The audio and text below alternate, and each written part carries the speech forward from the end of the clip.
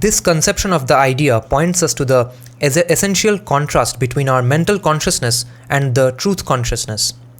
We regard thought as a thing separate from existence, abstract, unsubstantial, different from reality, something which appears one knows not whence and detaches itself from objective reality in order to observe, understand and judge it, because so it seems and therefore is to our all-dividing, all-analyzing mentality. He's talking about thought and how we tend to differentiate it from reality. The first business of mind is to render discrete, to make fissures much more than to discern, and so it has made this paralyzing fissure between thought and reality. But in Supermind, all being is consciousness, all consciousness is of being, and the idea, a pregnant vibration of consciousness, is equally a vibration of being pregnant of itself. It is an initial coming out in creative self-knowledge of that which lay concentrated in uncreative self-awareness. It comes out as idea that is a reality, and it is that reality of the idea which evolves itself, always by its own power and consciousness of itself, always self-conscious, always self-developing by the will inherent in the idea, always self-realizing by the knowledge ingrained in its every impulsion. This is the truth of all creation, of all evolution. In Supermind being, consciousness of knowledge and consciousness of will are not divided as they seem to be in our mental operations.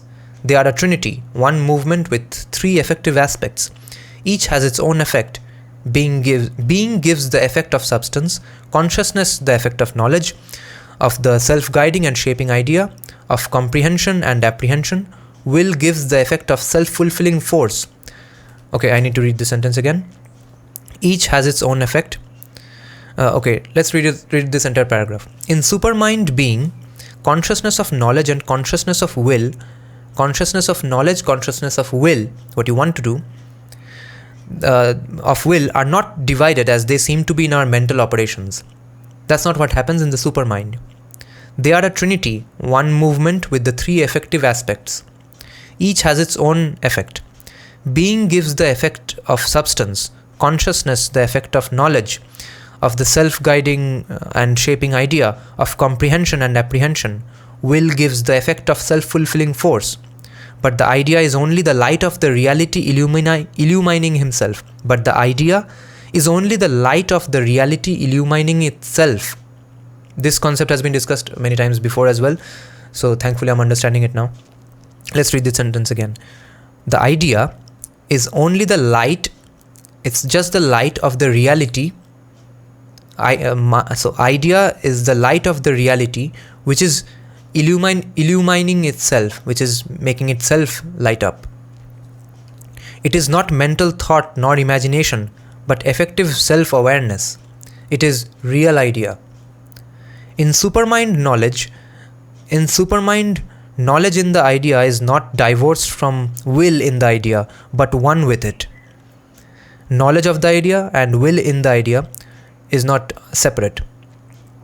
Just as it is not different from being or substance, but is one with the being, luminous power of the substance.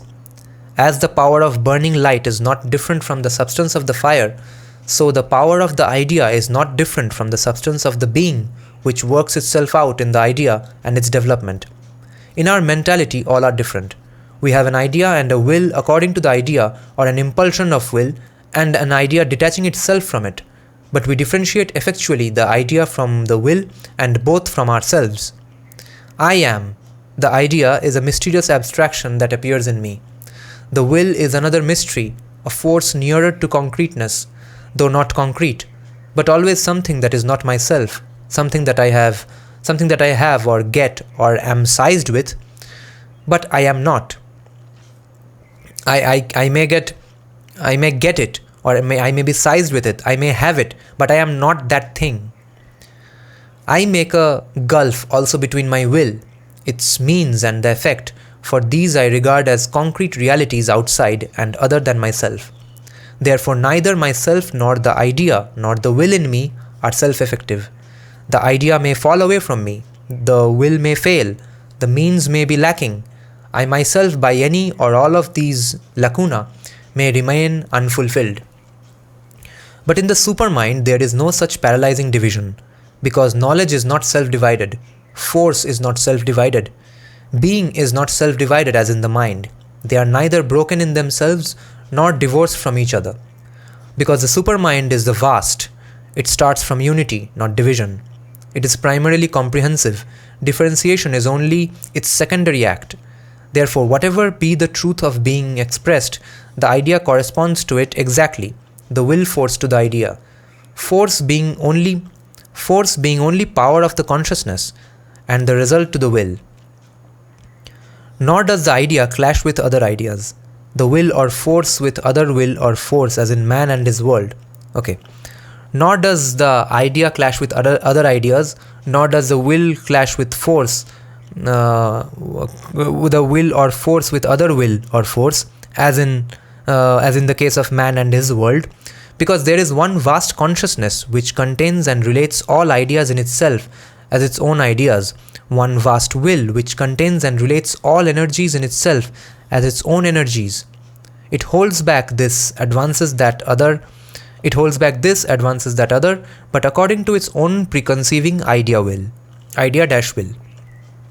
This is the justification of the current religious notions of the omnipresence, omniscience, and omnipotence of the divine being. Far from being an irrational imagination, they are perfectly rational and in no way contradict either the logic of a comprehensive philosophy or the indications of observation and experience. The error is to make an unbridgeable gulf between God and man, Brahman and the world. That error elevates an actual and practical differentiation in being, consciousness and force into an essential division. But this aspect of the question we shall touch upon afterwards. At present, we have arrived at an affirmation and some conception of the divine and creative supermind in which all is one in being, consciousness, will and delight, yet with an infinite capacity of differentiation that deploys but does not destroy the unity. It deploys the unity but does not destroy the unity, in which truth is the substance and truth rises in the idea and truth comes out in the form, and there is one truth of knowledge and will, one truth of self-fulfillment and therefore of delight. Because all self-fulfillment is satisfaction of being. Because all self-fulfillment is satisfaction of being, of existing. Therefore always, in all mutations and combinations, a self-existent and inalienable harmony. Therefore always, in all mutations and combinations, it ends up being a self-existent and inalienable harmony.